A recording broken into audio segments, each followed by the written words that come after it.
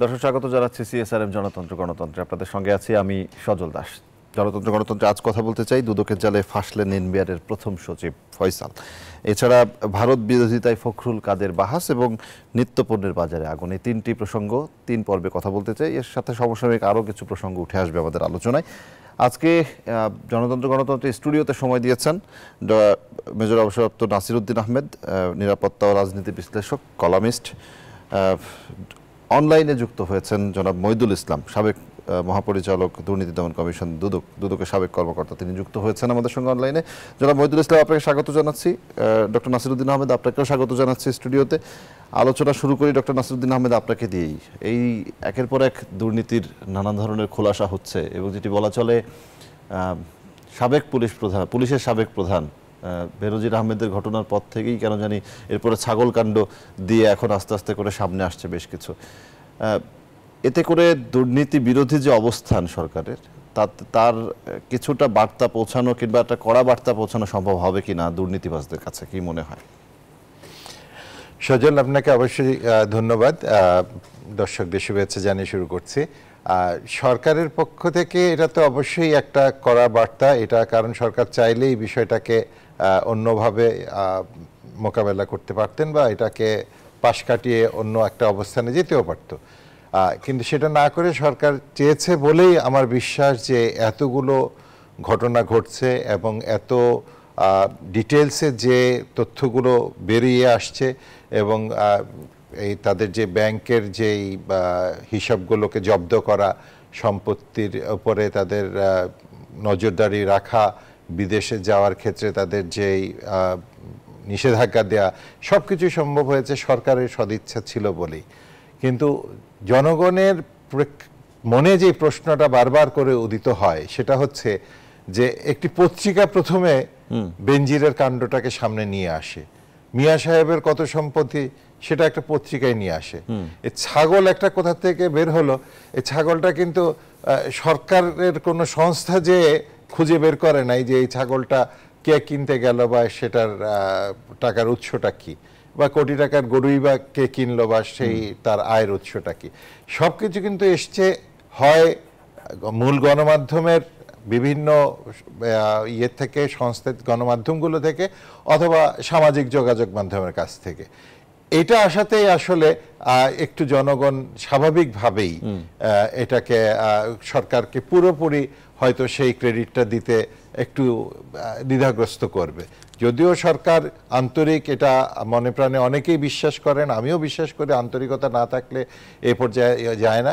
But at the same time এটা বলতেই হবে আমাদেরকে যে আমরা যদি এটাকে অন্যভাবে পেতাম, যে দুদক খুঁজে বের করেছে তার সে নিজস্ব একটা অনুসন্ধানের মাধ্যমে, সরকারের দায়িত্বপ্রাপ্ত উইংগুলো খুঁজে বের করছে দুর্নীতিবাজকে, জি, সেটাই যদি হতো তাহলে আমার মনে হয় জিনিসটার গ্রহণযোগ্যতা আরো অনেক বেশি পেত। তো যদিও সমালোচনা হতো যে সরকার এই মুহূর্তে কেন করছে, আজকে আপনি বিভিন্ন যে বিষয় নিয়ে আলাপ করবেন, এর মধ্যে ভারতের সাথে বাংলাদেশের চলমান সম্পর্ক আছে, কেউ হয়তো সেটা ওভাবেই বলবে যে ভারতের সাথে সম্পর্কের থেকে দৃষ্টি অন্যদিকে ফিরিয়ে নেওয়ার জন্য ছাগলকে সামনে বেনজিরকে সামনে নিয়ে আসা হয়েছে। এই ধরনের কথা চলতেই থাকবে। কিন্তু সেটা যেটা বলেছি আমি, যে গ্রহণযোগ্যতাটুকু অনেক বেড়ে যেত সেটা যদি কোনো দুর্নীতি দমন সংস্থা বা কোনো গোয়েন্দা সংস্থা অথবা সরকারের পক্ষ থেকে কোনো একটি সংস্থা বিষয়টিকে সামনে নিয়ে আসে। আবার ঠিক এই ঘটনাক্রমের মধ্যেই বেনজিরের মতো যারা আদালতের আদেশ, দুদকের ডাকে সাড়া না দিয়ে বৃদ্ধাঙ্গুলি দেখে বিদেশে চলে বসে থাকে, এটিও তো একটা কথার খোরাক যোগায়। অবশ্যই এটা বিশেষ করে যে জিনিসটা অনেক বেশি সমালোচনার জন্ম দিয়েছে সেটা হলো যে বেনজির কোথায় না জানাটা। একটা যিনি স্বরাষ্ট্র মন্ত্রণালয়ের দায়িত্বে কখন গেলেন, কিভাবে গেলেন কেউই জানে না, যিনি বিমানবন্দর দিয়ে বেরিয়ে গেছেন বলে সবার ধারণা এবং সেটা প্রমাণিত হয়েছে, তো সেই বিষয়টাকে বেমালুম একেবারে না জানাটা, এটা আসলে খুব একটা স্বস্তিজনক উত্তর হয়নি সরকারের পক্ষ থেকে। তো এই বিষয়গুলোকে সরকারকে ফুল ক্রেডিট দেওয়ার ক্ষেত্রে একটা বাধা হয়ে দাঁড়িয়েছে। বাট অবশ্যই এটা at the end of the day যেহেতু আমরা এগুলো জানতে পারছি যে এটা হয়তো অন্যভাবে এটাকে পাশ কাটিয়ে দেওয়া সম্ভব ছিল, কিন্তু সেটা না করে যখন এটাকে সামনে নিয়ে আসছে যে কারণেই হোক, অনেকে বলে যে এটা বেনজিতি বিরোধী একটা, সব যে কোনো প্রতিষ্ঠানেই, একটা সরকারি প্রতিষ্ঠান বলেন বেসরকারি প্রতিষ্ঠান বলেন, প্রত্যেক প্রতিষ্ঠানে একটা প্রফেশনাল জেলাসি থাকে, একটা রাইভালরি থাকে, অনেকের অনেক এক্সপেকটেশন থাকে যারা সিনিয়র হন তাদের কাছ থেকে। কেউ সেটা পেয়ে তৃপ্ত থাকেন, কেউ না পাওয়ার বেদনায় থাকেন। তো তারা এই বিষয়গুলোকে সামনে নিয়ে আসার ক্ষেত্রে হয়তো অনেক কিছুই করেছেন। আমরা ইতিমধ্যে একজনের চাকরির চ্যুতিরও খবর পেয়েছি ইয়ে থেকে, গাজীপুর যে পুলিশ ইয়ে থেকে, মেট্রোপলিটন পুলিশ থেকে। সুতরাং যে যেভাবে করুক, সরকার যেহেতু বিষয়টাকে আর ধামাচাপা দিচ্ছে না এবং সামনে আসার ক্ষেত্রে বরঞ্চ সহযোগিতাই করছে এবং গণমাধ্যমও মুক্তভাবে এই বিষয়গুলো সামনে নিয়ে আসার একটা সুযোগ পেয়েছে, সরকারকে এটার জন্য সাধুবাদ দিতেই হবে। জি, জনাব মহিদুল ইসলাম রয়েছেন আমার সঙ্গে, তার কাছে একটু যেতে চাই। জনাব মহিদুল ইসলাম, বেনজির আহমেদ যখন দেশের বাইরে চলে যান কিংবা তার পরবর্তী সময়ে আপনার সঙ্গে আমার এই টকশোতেই কথা হয়েছিল একবার, এবং আপনি সেখানেও বেশ কিছু নিয়মকানুন যে দুদক এই ধরনের সময় দিতে পারে না কিংবা একজন দুর্নীতিবাজের বিরুদ্ধে দুদক কেন শতপ্রণোদিত হয়ে ব্যবস্থা নেয় না, এই ধরনের প্রশ্ন আপনিও তুলেছিলেন এবং শঙ্কা প্রকাশ করেছিলেন বেনজির আহমেদের দেশে ফেরা নিয়ে, এবং সেটাই হয়েছে। কি বলবেন? এবং জনাব নাসিরউদ্দিন আহমেদও একটি প্রসঙ্গ বলছিলেন যে এই পদক্ষেপগুলো বিভিন্ন গণমাধ্যমের দ্বারা বিভিন্ন তথ্য আসে, তারপরে দুদক কিংবা অন্য যে সংস্থাগুলো রয়েছে তারা পদক্ষেপ নেয়, কেন নিজেদের জায়গা থেকে আগে থেকে নেয় না? জনাব মহিদুল ইসলাম। জি জি, ধন্যবাদ। না, আমিও আমার আলোচকের সাথে একমত যে এই বিষয়টা যদি দুদক প্রথমেই ধরতে পারত তাহলে দুদককেও একটা ক্রেডিট দেওয়া যেত আর কি, এবং দুদক যে ঠিকভাবে কাজ করছে সেটাও বোঝা যেত। কিন্তু দুদক সেটি করতে পারেনি। কেন করতে পারেনি? কারণ আইনে কি বাধা আছে? আমি জানি যে আইনে কোনো বাধা নেই। দুদকে সোর্স মানি হিসেবে অর্থ দেয়া হয় সরকারি থেকে। সেই সোর্স মানি কিসে ব্যবহার হয় এবং আপনার সোর্স কেন নিয়োগ করা হয় না, গোয়েন্দা ইউনিট কেন শক্তিশালী করা হয় না, এইগুলো যদি শক্তিশালী করা হতো তাহলে এই খোঁজ খবরগুলো পাওয়া যায়। আমি যখন 2019-এ রিটায়ারমেন্টে আসি তার আগ দিয়ে দুদককে বলে এসেছিলাম লিখিতভাবে যে এই সমস্ত বিভিন্ন মাধ্যম থেকে অভিযোগ নিয়ে করার চাইতে যদি নিজস্ব আপনার গোয়েন্দা তথ্য দিয়ে নিজস্ব ভাবে করা যায় তাহলে বড় বড় দুর্নীতিগুলোকে ধরা যায়। কিন্তু সেটা দুর্ভাগ্যক্রমে আজকে 5 বছর চলছে, সেটি হয়নি। আরেকটি দিক আমি দেখি যে দুদকের চলছে কি আপনার অনুসন্ধানের একটা গতানুগতিক ধারা, যে অনুসন্ধানের কাজ হলো প্রাথমিক সত্যতা সম্পর্কে একটা নিশ্চিত হওয়া। সেইটাকে তারা করছে তদন্তের মতো করে বছরের পর বছর। বিধিতে দেয়া আছে আগে ছিল 15-15-30, এখন করা হয়েছে 45 আর আপনার 30-75 দিন, কিন্তু এটা 75 মাসেও শেষ হয় না। এই যে ধীর গতি, সেই সমস্ত গতির কারণেও দেখেন যে সম্পত্তি ফ্রিজ করতে দেরি হলো, অনেক সম্পত্তি হস্তান্তর হয়ে গেল। নিষেধাজ্ঞা দিতে দেরি হলো, আপনার যিনি অভিযুক্ত ব্যক্তি তিনি চলে গেলেন। আবার এখন যার কথা নতুন যে কথা বলছেন রাজস্ব বিভাগের, তার সম্পদ নাকি ক্রোক ফ্রিজ করা হয়েছে। এখন ঢাকঢোল পেটানো হচ্ছে যে বিদেশ যাত্রায় নিষেধাজ্ঞা দেওয়া হবে। বিদেশ যাত্রায় নিষেধাজ্ঞা কি ঢাকঢোল পিটিয়ে দেওয়ার দরকার ছিল? যখন আপনার সম্পদ ক্রোক এবং আপনার ফ্রিজ করা হচ্ছে তখনই তো নিষেধাজ্ঞাটা একসাথেই চেয়ে নেওয়া দরকার ছিল। আরো একটা জিনিস হচ্ছে যে দুদকের কিন্তু ক্ষমতা হচ্ছে পুলিশের তদন্তের ক্ষেত্রে যেমন ক্ষমতা, দুদকেরও তেমন ক্ষমতা। পুলিশ যেমন সন্দেহজনক ভাবে অপরাধ করেছে বলে বিশ্বাস করলে তাকে গ্রেফতার করতে পারে, দুদকও তেমনি গ্রেফতার করতে পারে যদি কারোর বিরুদ্ধে ক্রেডিবল ইনফরমেশন থাকে এবং আপনার রিজনেবল সাসপিশন থাকে যে এই ব্যক্তি দুর্নীতি করেছে।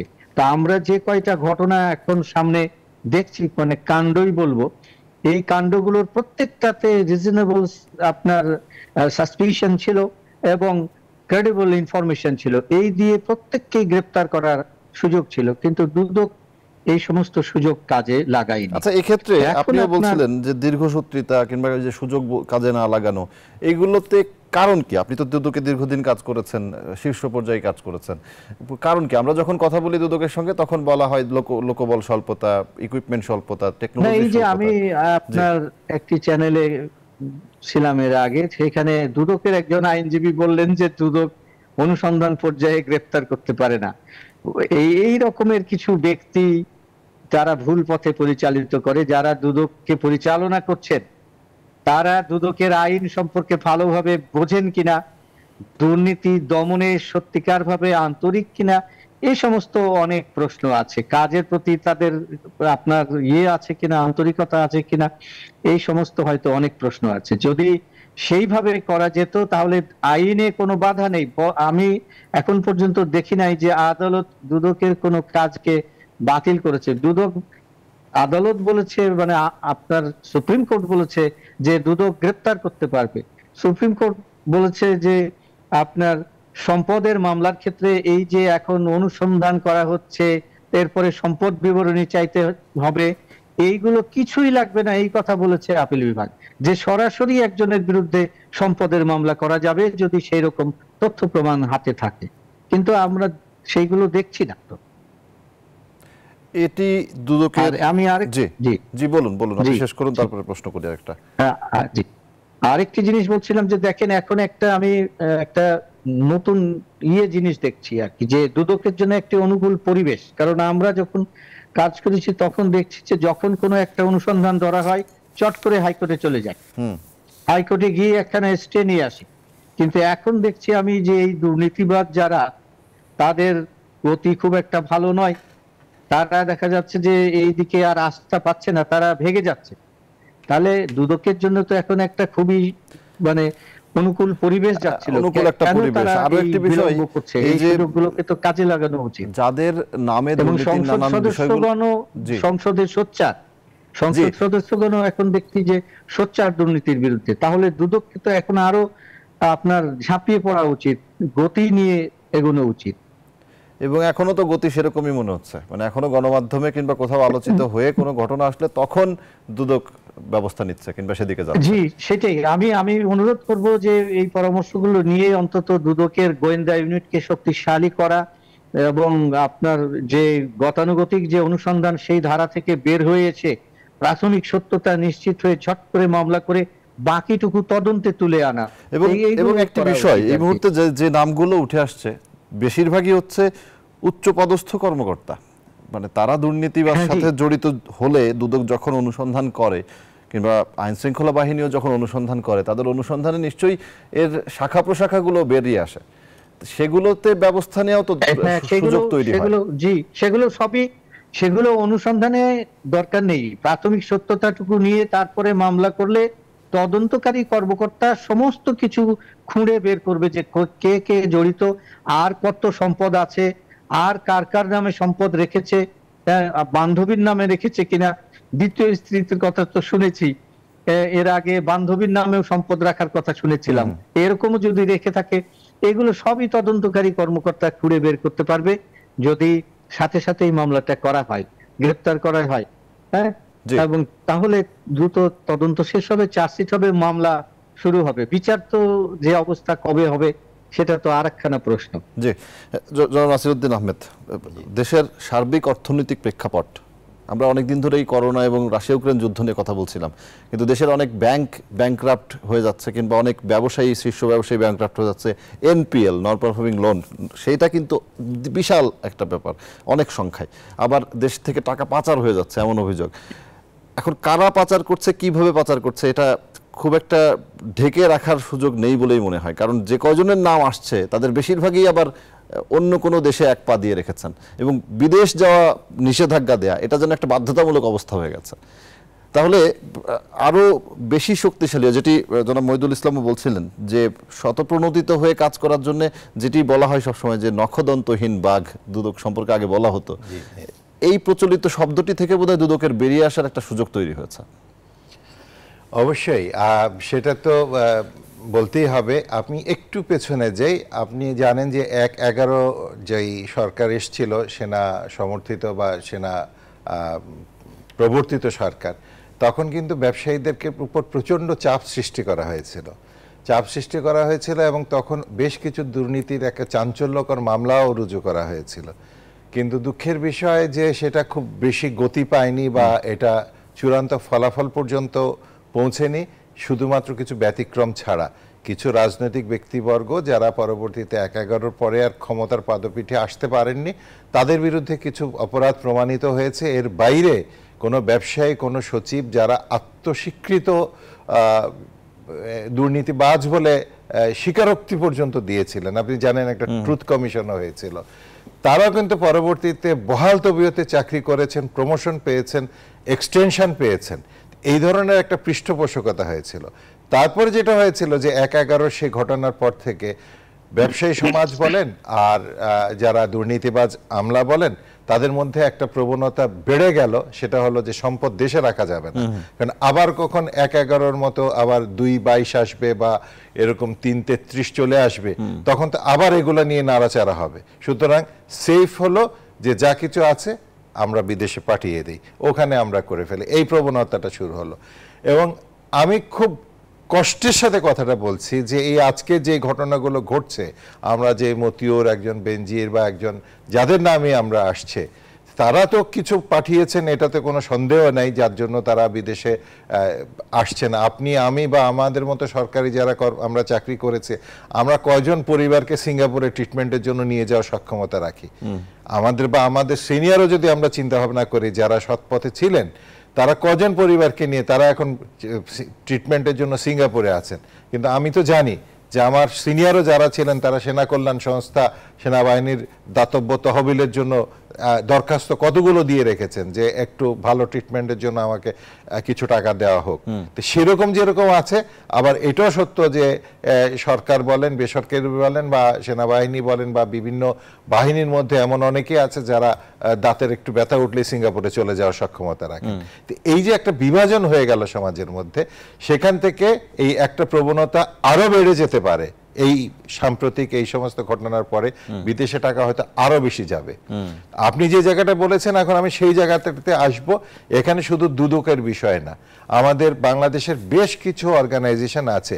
বাংলাদেশ ব্যাংকের একটা ফিনান্সিয়াল ইন্টিগ্রিটি ইউনিট আছে, তারপরে তাদেরও কিছু গোয়েন্দা কার্যক্রম আছে। তারা খুব ভালো করেই জানে কোন ব্যাংকগুলোর মাধ্যমে অথবা কি ধরনের হুন্ডি ব্যবসা বাংলাদেশে হয়। এই তথ্যগুলা বর্তমান প্রযুক্তির উৎকর্ষতার দিনে কোনো কঠিন কোনো কিছু না। সজল, আপনি দেখেন কে কার সাথে টেলিফোনে কি কথা বলছে, সেই গোপন কথাগুলো পর্যন্ত চলে আসছে। মানে বেডরুমের কথাবার্তা এখন চলে আসে। আপনি শুধু তারা বিশ্বাস করতে বলেন, বেডরুমের কথা যদি গোয়েন্দা সংস্থারা নিয়ে আসতে পারে, তাহলে ওই টাকা কে বিদেশে পাঠালো সেটা আনতে পারে না। আপনারা সংসদে দাঁড়িয়ে মন্ত্রী বলেছেন যে রাজনীতিবিদদের চেয়ে আমলারা বেশি অসৎ। সংসদে দাঁড়িয়ে মন্ত্রী বলেছেন আমাদের কাছে লিস্ট আছে কারা বেগম পাড়ায় বাড়ি করেছেন। সংসদে দাঁড়িয়ে মন্ত্রী বলেছেন যে শেয়ার বাজারে কারা কেলেঙ্কারি করেছে সেটা আমরা জানি, কিন্তু তারা এতই প্রভাবশালী যে তাদের নাম বলা যাবে না। তো এরপরেও কি আমাদের এটা অস্বীকার করার কোনো সুযোগ আছে? এরকম হয়ে যাচ্ছে বিষয়টি। জি, একটা বিরতি নিতে চাই। দর্শক, বিরতি নিচ্ছি। সিএসআরএম জনতন্ত্র গণতন্ত্রে জনাব মইদুল ইসলাম, আপনাকে অসংখ্য ধন্যবাদ আমাদেরকে সময় দেওয়ার জন্য। ফিরে এসে আমরা একটু ভারত বিরোধিতায় ফখরুল কাদের বাহাস, এই বিষয়টি নিয়ে একটু কথা বলতে চাই। দর্শক, বিরতি নিচ্ছি। সিএসআরএম জনতন্ত্র গণতন্ত্র। দর্শক, বিরতির পর আবারও স্বাগত জানাচ্ছি সিএসআরএম জনতন্ত্র গণতন্ত্র। এই পর্বে কথা বলবো ভারত বিরোধিতায় ফখরুল কাদের বাহাস। আজকে দুপক্ষই পাল্টাপাল্টি বক্তব্য দিয়েছে, গত কদিন ধরেই চলছে, প্রধানমন্ত্রী দিল্লি সফর থেকে ফেরার পর থেকে। কথা বলতে চাই এই বিষয়টি নিয়ে। আমাদের সঙ্গে এই পর্বে কথা বলতে আরও একজন অতিথি যুক্ত হয়েছেন অধ্যাপক ডক্টর সাদেকুল আরেফিন, সাবেক উপাচার্য, বরিশাল বিশ্ববিদ্যালয়। স্বাগত জানাচ্ছি আপনাকে ডক্টর সাদেকুল আরেফিন। আর স্টুডিওতে জনাব নাসিরউদ্দিন আহমেদ, তিনি তো রয়েছেনই। একটু সাদেকুল আরেফিনের সাথে কথা বলে তারপর আপনার কাছে আসি। জনাব নাসিরউদ্দিন আহমেদ, ডক্টর সাদেকুল আরেফিন শুনতে পাচ্ছেন নিশ্চয়ই। পাল্টাপাল্টি বক্তব্য, এক পক্ষের দাবি অস্তিত্ব বিপন্ন করে স্বাধীনতার সার্বভৌমত্ব হুমকির মুখে ফেলে ভারতের সাথে চুক্তি করা হচ্ছে কিংবা সম্পর্ক রাখা হচ্ছে।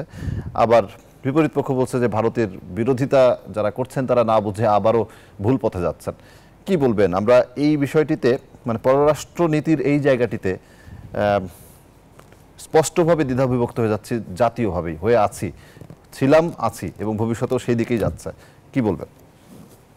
দেখুন, বাংলাদেশের অভ্যুদয়ের আগে থেকেই এই ভারত বিরোধী ইস্যুটি একটি নির্দিষ্ট মন মানসিকতার বা নির্দিষ্ট আদর্শের মানুষগুলো সবসময় সোচ্চার থাকে।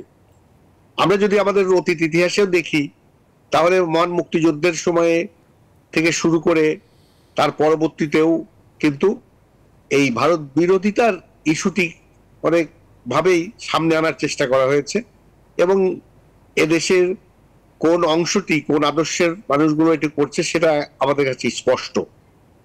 তারপরেও বলবো যে স্বাধীনতার এই 53 বছরে এসে দাঁড়িয়ে আমাদের পররাষ্ট্র নীতিতে সকলের সাথে বন্ধুত্ব, কারোর সাথে বৈরিতা নয় আলোকে যেভাবে এই দেশটি জাতীয় এবং আন্তর্জাতিকভাবে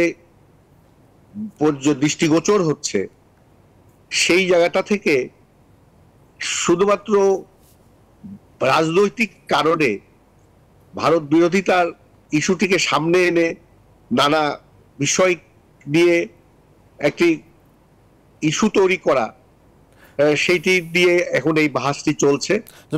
আপনি যেমন বলেছেন, সাম্প্রতিক যে আলোচনা সেটা কি শুধুমাত্র রাজনৈতিক কারণে সামনে আনা হচ্ছে বাহাস তৈরি করার জন্য? আমার কাছে এই মুহূর্তে যেটা মনে হচ্ছে সেটি রাজনৈতিক কারণেই এই আলোচনাটি হচ্ছে। তবে এটা ঠিক যে বাংলাদেশ এবং ভারতের যে দীর্ঘ সীমান্ত সহ যে বাণিজ্যিক, সামাজিক, সাংস্কৃতিক এবং অন্যান্য সকল ক্ষেত্রের যে সম্পর্কের জায়গাটি, সেইটি বাংলাদেশের বর্তমান সরকারের কূটনৈতিক যে দক্ষতা, সেইটিকে আলোচনার আমাদের আনার দরকার আছে। কেননা আমরা যদি দেখি, আমাদের নিত্য প্রয়োজনীয় দ্রব্যাদি থেকে শুরু করে প্রায় সকল ক্ষেত্রেই আমাদের কিন্তু অনেক অনেক সময়ে আমদানি নির্ভর হতে হয়। সেই জায়গাটা থেকে বাংলাদেশের আর্থসামাজিক অবস্থা থেকে স্থিতিশীল রাখার জন্য পররাষ্ট্র নীতি তথা কূটনৈতিক কলা কৌশলগুলোকে যথাযথভাবে যেন দেশের স্বার্থ সমুন্নত রাখা যায়, সেটির বিষয়টি গুরুত্ব দাবি রাখে, এটা আমার কাছে মনে হয়। সেই জায়গাটা থেকে সাম্প্রতিক সময়ে বর্তমানে মাননীয় প্রধানমন্ত্রী, জাতির পিতার সুযোগকন্যা জননেত্রী শেখ হাসিনা যে দিল্লি সফর এবং তাদের মধ্যে যে সমঝোতা স্মারকের যে চুক্তি এবং বিষয়গুলো আলোচনা, সেগুলো নিয়ে অবশ্যই আলোচনা হতে পারে। রাজনৈতিক দলগুলো অবশ্যই দেশের স্বার্থকে সমুন্নত রেখে এই আলোচনাগুলো করবে, এটাই স্বাভাবিক। কিন্তু যদি শুধুমাত্র রাজনৈতিক ইস্যু তৈরি করার জন্য, দেশটাকে অস্থিতিশীল অবস্থা তৈরি করার জন্য, বা আমাদের সাধারণ সম্পর্ককে বৈরিতা তৈরি করার জন্য, বা অন্য কোনো উদ্দেশ্য প্রণোদিত ভাবে যদি এই আলোচনাগুলো হয়, তাহলে সঙ্গত কারণেই আমাদের মতো একটি অগ্রগামী দেশ, একটি উন্নয়নশীল দেশ, যেটি জাতিসংঘের গ্রাজুয়েশন পেয়েছে এবং আগামীতে স্বীকৃতি পাচ্ছে নানানভাবে উন্নয়ন অগ্রগতি, সেটি কিন্তু বাধার সম্মুখীন হবে। সেটি বাধার সম্মুখীন হবে, এটিকে মনে রাখতে হবে। জি, আমি আসছি আপনার কাছে, ডক্টর সাদেকুল আলম চলবেই। জি, আমি আসছি আপনার কাছে। ডক্টর নাসিরউদ্দিন আহমেদ, আপনার কাছে কি একই রকম মনে হয় কিনা, মানে শুধুমাত্র রাজনৈতিক কারণেই এই বাহাস? মূলত রাজনৈতিক কারণে, এটা অস্বীকার করার কোনো উপায় নেই। কিন্তু যে ধরনের চুক্তি কিংবা যে কানেক্টিভিটির কথা বলা হচ্ছে, সেই জায়গাগুলো যথার্থ কিনা আপনার কাছে কি মনে হচ্ছে ডিপ্লোম্যাটিক জায়গা থেকে? যদি তিস্তার বিষয়ে বলি, সেখানেও চীন আগ্রহী ছিল, এখন ভারত সেখানে আসছে, টেকনিক্যাল টিম পাঠানো হচ্ছে। এই জায়গাগুলো বাংলাদেশের কূটনৈতিক সফলতা হিসেবেই দেখছেন আপনি? আপনার কাছে কেমন মনে হয়? না, সেখানের মধ্যে আসলে বাংলাদেশের তিস্তা ইস্যুটাতে এবং এই সংক্রান্ত আরও কিছু অবস্থানের কারণে অত্যন্ত নাজুক একটা পরিস্থিতিতে আছে, যেটাকে আমরা বাংলায় যেটাকে বলি শ্যাম রাখি না কুল রাখি অবস্থা, এরকম কিছু অবস্থায় আছে। ভারত আসলে আমাদের চারিদিকে ভৌগোলিক অবস্থানের কারণে এবং অন্যান্য আরও বেশ কিছু কারণে এটা ভারতের প্রভাব থেকে আমরা মুক্ত হওয়াটা আমাদের জন্য আসলে ফিজিবল না, এটা সম্ভব না। আমাদের মুক্তিযুদ্ধের সময় ভারতের অবদান যেরকম ছিল, পরবর্তী সময়ে ভারতের সাথে আমরা কিন্তু বৈরী আচরণও করেছি, এটা অস্বীকার করার কোনো উপায় নেই। আমরা পার্বত্য চট্টগ্রামে ভারতীয় বিচ্ছিন্নতাবাদীদের লালন করেছি, এটা একেবারে ঐতিহাসিকভাবে একটা প্রতিষ্ঠিত সত্য, এটাকে অস্বীকার করতে পারবো না। আমরা এদেশে 10 ট্রাক অস্ত্রের অস্তিত্ব আমরা অস্বীকার করতে পারবো না, এখানে একজন অনুপ চেটিয়ার অস্তিত্ব আমরা অস্বীকার করতে পারবো না। এই সব কিছু মিলিয়ে আমরা জানি যেটা যে একসময় ভারত বিরোধী অবস্থানে বাংলাদেশ গিয়েছিল, এবং সেটারও হয়তো যারা তখন ক্ষমতায় ছিলেন তাদের যুক্তি ছিল যে ভারত কেন আমাদের বিচ্ছিন্নতাবাদীদের প্রশ্রয় দিচ্ছে, বা এটা যদি আমরা না করি কাউন্টার অ্যাকশন হিসেবে এটা যদি আমরা না করি তাহলে আরও বেশি আমরা বিপদে পড়বো, অনেক যুক্তি টুক্তি ছিল। কিন্তু পরবর্তী সময়ে আমরা যেটা দেখেছি অ্যাজ অন টুডে, আপনি যদি দেখেন যে আমাদের কিন্তু আমদানি অনেক নির্ভরশীলতা ভারতের উপরে, 1। 2 হচ্ছে যে আমাদের বাণিজ্যের যে বিষয়টা, বাংলাদেশে এখন আপনি জানেন যে ভারতীয় নাগরিকদের একটা বড় অংশ বাংলাদেশে এখন চাকরি করছে, একেবারে বৈধভাবে চাকরি করছে। অবৈধ তো আছেই, বৈধভাবে চাকরি করছে এমন ভারতীয় সংখ্যা আমার মনে হয় বাংলাদেশে একটা অ্যালার্মিং পর্যায়ে আছে। তো এটা একদিকে যেরকম অ্যালার্মিং আমাদের ঘাটতি, মানে আমাদের যে বেকারত্ব বা আমাদের চাকরির বাজারে, আবার একই সাথে এটাও সত্য যে ওই ম্যান পাওয়ারগুলো বাংলাদেশের ডেভেলপমেন্টে অবদানও রাখছে। বিশেষ করে আমাদের যে তৈরি পোশাক শিল্পটা, সেটার যে মার্কেটিং, সেটার যে ডিজাইন এবং অন্যান্য অনেক কিছুর ক্ষেত্রে ভারত নির্ভরশীলতাকে আমরা অস্বীকার করতে পারবো না। সুতরাং শুধু যে একেবারে রাজনৈতিক কারণেই এটা হচ্ছে, অন্য কোনো কিছু কারণে না, সেটা বলা যাবে না। এটার মধ্যে অনেকগুলো পার্সপেক্টিভ জড়িত হয়ে গেছে। আর সবচেয়ে বড় জিনিস যেটা, যে ঐতিহাসিকভাবে এটা আমরা জানি যে একসময় ভারতীয় একজন পররাষ্ট্র সচিব এসেছিলেন এখানে, এবং ঠিক নির্বাচনের আগে তিনি একটা ভূমিকা রেখেছিলেন। এটা একেবারে আমাদের আর অস্বীকার করার কোনো উপায় নেই। সবকিছু ইতিহাসকে আমরা যদি টোটালি চোখ বন্ধ করে অস্বীকার করি তাহলে এটা পাপ হবে। সুতরাং সবকিছু মিলিয়ে যে রাজনৈতিক পরিবর্তন বা রাজনৈতিক স্থিতিশীলতা যেটাই বলেন, তার পিছনে একটা ভারতীয় একটা প্রভাব ছিল। সুতরাং যারা এই ভারতীয় প্রভাবের কারণে রাজনীতির মঞ্চে সুবিধা করতে পারেনি, তারা ভারতের বিরোধিতা করবে, এটাই স্বাভাবিক। কিন্তু এই বিরোধিতায় যে বক্তব্য যে সার্বভৌমত্ব হুমকির মুখে, আপনি কি এমন কোন আলামত আপনার কাছে মনে হয় কিনা, দেখেছেন কিনা? দেশের সার্বভৌমত্ব আসলে হুমকি সম্মুখীন, এটা এখন আর বাংলাদেশ কেন, শুধু সমস্ত পৃথিবীর প্রেক্ষাপটে এখন আর এরকম করে ভাববার কোনো অবকাশ নেই। বাংলাদেশ কোনো বিচ্ছিন্ন জনপদ নয়। একটা ইউক্রেনের কথাই যদি চিন্তা করেন আপনি, আজকে ইউক্রেন একটা ছোট্ট দেশ, তার পাশে একটা বড় দেশ রাশিয়া। সেই ইউক্রেনে যখন যুদ্ধ হলো, ইউক্রেন কি আপনার রাশিয়া কি পেরেছে তাদেরকে একেবারে মাটিতে মিশিয়ে দিতে? কিংবা আপনি যদি ফিলিস্তিনের কথা বলেন, যে এত কিছু হচ্ছে, তারপরে তো ফিলিস্তিন টিকে আছে। সুতরাং বাংলাদেশের স্বাধীনতা, সার্বভৌমত্ব, এদেশের মানুষ রক্ত দিয়ে স্বাধীনতা এনেছে, এদেশে 16 কোটি মানুষ আছে, এটা আমাদের ভুলে গেলে চলবে না। সুতরাং আমাদের যে বঙ্গবন্ধুর যেই স্পিরিট ছিল, ঘরে ঘরে দুর্গ গড়ে তোলো, আমরা এখনো কিন্তু প্রয়োজন হলে ঘরে ঘরে আমাদের দুর্গ গড়ে উঠবে। সুতরাং সার্বভৌমত্ব এত সহজে আমাদের নাজেহাল হবে বলে আমি মনে করি। সাদিকুল আরিফিন, আপনার কাছে কি মনে হয় এই সার্বভৌমত্ব অক্ষুণ্ণ হওয়া, কিংবা রেল চুক্তি নিয়ে অনেক কথা হচ্ছে যে স্বাধীনতার, আপনি যেটা কথা বলেছেন, যে কানেক্টিভিটির কথা বলেছেন, দেশের স্বার্থ সমুন্নত রাখার বিষয়টি বলেছেন, আর এখন বললেন সার্বভৌমত্ব। দেখুন, সার্বভৌমত্ব বিষয়টি আমার যে পূর্ববর্তী বক্তা আছে, উনি যেটা বলেছেন ওটাই যথার্থ। আপনি ইউরোপিয়ান ইউনিয়নের কানেক্টিভিটির কথা চিন্তা করুন, ইউরোপিয়ান ইউনিয়নের যতগুলো দেশগুলো আছে তাদের কানেক্টিভিটির কথা যদি দেখেন, সেই জায়গাটা থেকে যদি বাংলাদেশের সাথে কানেক্টিভিটি তৈরি হয়, হ্যাঁ অবশ্যই বাংলাদেশের স্বার্থ সম্মত রাখতে হবে। সেটা নেপাল এবং ভুটানে যদি ভারতের ট্রানজিটকে ব্যবহার করে যদি আমাদের বাণিজ্য সহ অন্যান্য বিষয়গুলোকে গুরুত্ব দেওয়া যায়, তাহলে সেই জায়গাটাই হবে আমাদের কূটনৈতিক সাফল্য। তো সেটাও আমাদের খেয়াল রাখতে হবে। পাশাপাশি সার্বভৌমত্বের ইস্যুটি একেবারেই সম্পূর্ণ রাজনৈতিক উদ্দেশ্য প্রণোদিত। কারণ বর্তমান পৃথিবীতে, সারা বিশ্বে, যেটি উনি আগে বললেন, ইউক্রেন, ফিলিস্তিন বা অন্য যে কোনো জায়গায় এত সোজা হবে না। জাতির পিতার যে আহ্বান ছিল, যেখানে 7.5 কোটি বাঙালি, ব্যতিক্রম ছিল কিছু স্বাধীনতা বিরোধী মানুষ ছাড়া, সকলেই কিন্তু তাদের রক্ত দিয়ে এই স্বাধীনতা এনেছেন। অতএব সার্বভৌমত্বের বিষয়টি এখন যারা ভারত বিরোধিতার ইস্যু দিয়ে আনছেন, তারা আসলে সেই সময়েও কিন্তু এই কথাগুলোই বলেছেন, আমাদের ইতিহাস তাই বলে।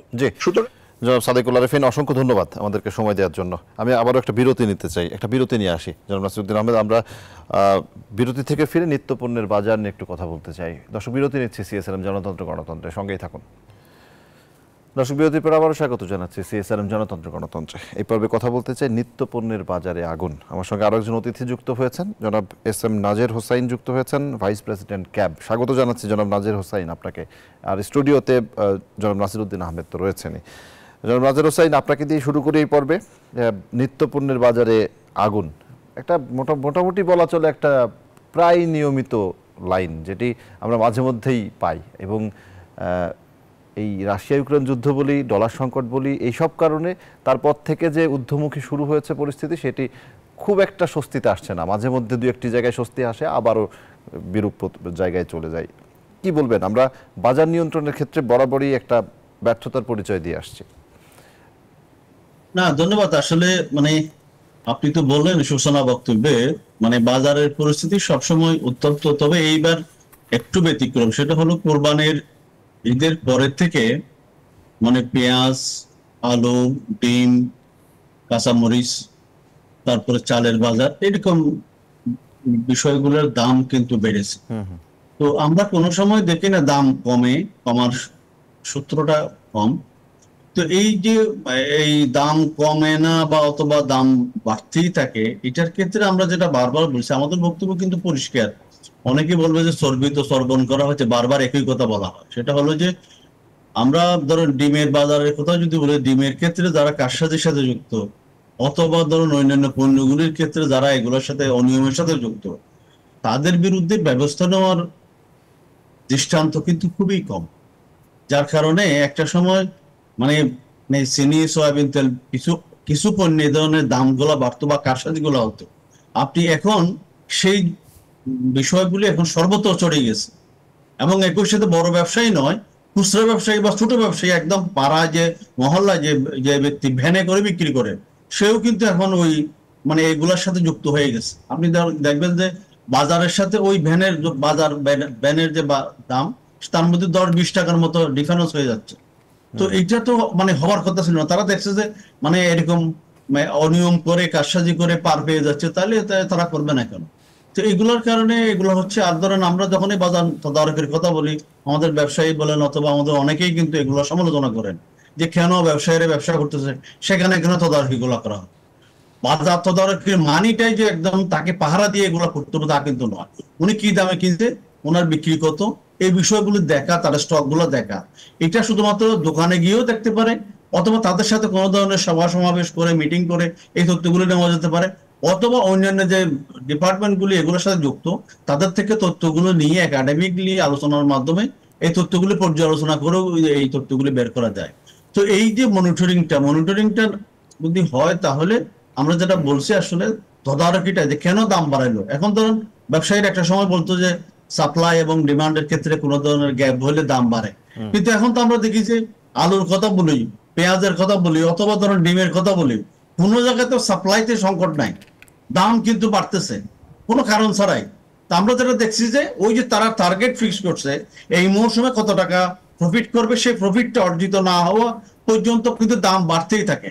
সেখানে মাঝে মধ্যে কিছু অজুহাত দূর করে দেয়, ডলারের সংকট অথবা অন্যান্য ইউক্রেন রাশিয়ার যুদ্ধ, এরকম বিষয়গুলি নিয়ে আসে। অথবা এখন অনেক বিষয়ে নতুন একটা সুর বের করছে যে সরকারের কাছে অনেকগুলো ট্যাক্স দিতে হচ্ছে, ট্যাক্সের পরিমাণ অনেক বেশি, অথবা পরিবহন খরচ বেশি। তো এই যে বিষয়গুলি, তো সেই বিষয়গুলি নিয়ে আসছে। কিন্তু এগুলার ক্ষেত্রে আমরা মনে করি যে আসলে একটা রেফারি থাকা উচিত এবং এগুলো একটু পর্যালোচনা হওয়া উচিত। এগুলো যখনই গ্যাপটা হবে, তখনই কিন্তু আসলে এই ধরনের প্রক্রিয়াগুলি কিন্তু অব্যাহত থাকবে। তো এটা রেফারির কথা বললেন জনাব নাজের হোসাইন, আমি চেষ্টা করবো আপনার কাছে আরেকবার আসার। শেষ দিকে রয়েছি জনাব নাসিরউদ্দিন আহমেদ, এই রেফারির ভূমিকা পালন করবে কি? অনেক আগে থেকেই এই আলোচনাগুলো হচ্ছে এবং উনি যে কথাগুলো বললেন এগুলো ওনাদের পক্ষ থেকে দীর্ঘদিন ধরে বলা হচ্ছে এবং আমরাও আলোচনা করছি, এবং শেষমেশ গিয়ে মনিটরিং হচ্ছে না। একটা সিন্ডিকেট শব্দটি মাঝে মধ্যে আসে, আবার পরিস্থিতি একটু সরকারের বিভিন্ন উচ্চ মহল থেকে যখন একটু নড়চড় হয়, একটু নড়াচড়া শুরু হয়, তখন আবার একটু শিথিল হয়, আবারও কদিন পরে যা তাই হয়ে যায়। বাজারের যে আমরা বুল মার্কেট বলি শেয়ার মার্কেটকে, বাজার তো মনে হচ্ছে আরো বেশি বড় বুল মার্কেট। স্বাভাবিক, কমিউনিটি মার্কেট তো পৃথিবীব্যাপী একটা প্রফিট মেকিং সেক্টর। এটা শুধু বাংলাদেশে হয়তো ওভাবে আমরা ওটাকে প্রাতিষ্ঠানিক রূপ আমরা হয়তো দেইনি, কিন্তু এটা বিচ্ছিন্নভাবে কিন্তু এই কমোডিটি মার্কেট যেটা আছে সেটা একটা হচ্ছে, এটা অস্বীকার করার কোনো উপায় নেই। আমি সজল যে জিনিসটা আমি একটু অন্যভাবে চিন্তা করি সেটা হচ্ছে যে দেখুন, বাংলাদেশের আপনি গ্রামে নিশ্চয়ই যান বিভিন্ন প্রতিবেদনের কারণে, গ্রামের মানুষ কি এই পরিমাণ টাকা লাভ করে? একটা ডিম আপনি যে পরিমাণ টাকাতে ঢাকা শহরে কিনে খাচ্ছেন বা আমরা শহরগুলোতে আছে, গ্রামের কৃষক যদি ওটার তুলনামূলকভাবে টাকা পেত তাহলে এত পোল্ট্রি কিন্তু বন্ধ হতো না। আমাদের যারা এই যে কৃষি খাত থেকে কয়েকশো গুণ টাকা পেয়ে বিভিন্ন যাদেরকে জবাব দিতে হয়, মানে আমাদের যারা জনপ্রতিনিধি আছেন, তাদের দেখেন অধিকাংশ, ইভেন বেনজির সাহেবেরও সম্পত্তির উত্থানের গল্পটা হলো যে কৃষি খাত। তো কৃষি খাত যদি এতই প্রফিট মেকিং হতো তাহলে এই গ্রামের ছেলেগুলো কি এই জায়গা জমি বিক্রি করে বিদেশে যেত? তারা এরকম জীবন বাজি রেখে আজকে তারা লিবিয়াতে পড়ে আছে, মালয়েশিয়াতে পড়ে আছে, তারা প্রত্যেকে কিন্তু গ্রামের কিছু না কিছু জমি বিক্রি করেই গেছে। কৃষিক্ষেত্র কিন্তু ওরকম প্রফিট মেকিং না। তারপরেও দেখা যাচ্ছে যে আমরা কৃষক তার শ্রম দিয়ে, তার মেধা দিয়ে যা কিছু উৎপাদন করছে সেটা ন্যূনতম একটা গা সওয়া একটা দামে সেটা বিক্রি করে দিচ্ছে। তারপরে শুরু হয়ে যায় যে সেই খেলাটা, কারসাজি বলেন, খেলা বলেন, সিন্ডিকেট বলেন, দৌরাত্ম্য বলেন, মধ্যস্বত্বভোগী বলেন, অনেক নাম হয়তো আমরা দিতে পারবো, কিন্তু সারাংশ হলো একটাই যে কৃষক দাম পাচ্ছে না আর আমরা ভোক্তারা আমাদের নাগালের বাইরে চলে যাচ্ছে দাম। এই মাঝখানে যারা আছে তাদেরকে দমানোর জন্য রেফারির ভূমিকা পালন কে করবে? উত্তর একটাই, যে রাষ্ট্র ব্যবস্থা কেন কায়েম হয়েছিল, রাষ্ট্র সৃষ্টির যেই রহস্যটুকু বা রাষ্ট্র সৃষ্টির যে মূল মতবাদ সেটা কি ছিল, কেন মানুষ রাষ্ট্র নামক একটা সংস্থাকে তৈরি করলো? আগে তো রাষ্ট্র ছিল না, আদিম যুগে রাষ্ট্র বলতে কিছু ছিল না, সীমান্ত বলতে কোনো কিছু ছিল না। রাষ্ট্র গঠন হয়েছেই একটা শৃঙ্খলা সমাজের মধ্যে প্রতিষ্ঠা করার জন্য, যে তোমার ইচ্ছা হলো তুমি আমার গরুগুলোকে ধরে নিয়ে যাবা, তোমার ইচ্ছা হলো আমার ঘোড়াগুলোকে তুমি নিয়ে যাবা, এটা আমি হতে দিতে পারি না। তোমার ইচ্ছে হলো তুমি আমার লোকগুলোকে কৃতদাস হিসেবে ব্যবহার ইচ্ছা হলো 10 টাকা জিনিস 30 টাকা চেয়ে বসলাম, এটা হবে না। সুতরাং একটা সমাজে শৃঙ্খলা তৈরি হবে, সেজন্য আমি আমার মতবাদটুকু, আমার স্বাধীনতাটুকু আমি সমর্পণ করছি একটা তৃতীয় পক্ষের কাছে, যে তুমি এই আমার পক্ষ থেকে এই শৃঙ্খলাটুকু নিশ্চিত করো। সেখানে হলো রেফারির ভূমিকা, এবং সেটা অবশ্যই সরকারকে করতে হবে। এবং সরকারের যেটা আপনি বলছিলেন যে অবশ্যই জনবলের সংকট সব জায়গাতে আছে, পুলিশে আছে, গোয়েন্দা সংস্থায় আছে, কনজিউমার সোসাইটি যারা আছেন বা যে ভোক্তা অধিকার যারা আছেন সবার আছে, কিন্তু যে জিনিসটার সংকট নাই সেটা হলো তাদের একটা সদিচ্ছা দেখানোর সুযোগের কোনো সংকট নাই।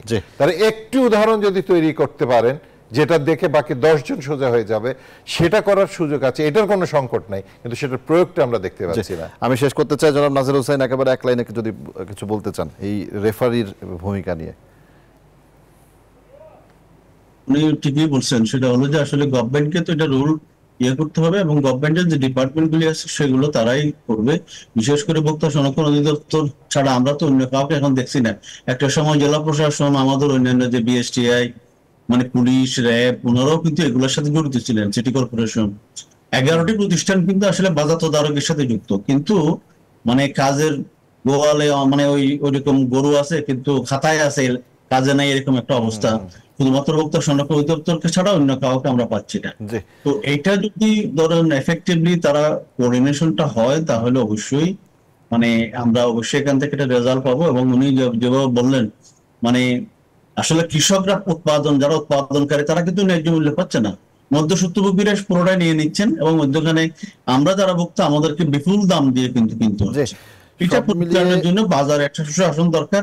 এই সামগ্রিক সুশাসন যদি প্রতিষ্ঠিত না হয় তাহলে কিন্তু আসলে বাজারও কিন্তু এরকম, মানে সব মিলিয়ে মানে শেষ কথা হচ্ছে যে আমরাও আশা করি যে রাষ্ট্র তথা সরকার সেই রেফারির ভূমিকা সুচারুভাবে পালন করবে। শেষ করতে চাই, জনাব নাজির হোসেন আপনাকে অসংখ্য ধন্যবাদ আমাদেরকে সময় দেওয়ার জন্য। ডক্টর নাসির উদ্দিন আহমেদ আপনাকেও অসংখ্য ধন্যবাদ। শেষ করছে আজকের মতো। দর্শক, সিএসআরএম গণতন্ত্র আজ এ পর্যন্তই। আবারও দেখা হবে নতুন কোনো বিষয় নিয়ে। সবাই ভালো থাকবেন, সুস্থ থাকবেন। ধন্যবাদ সবাইকে।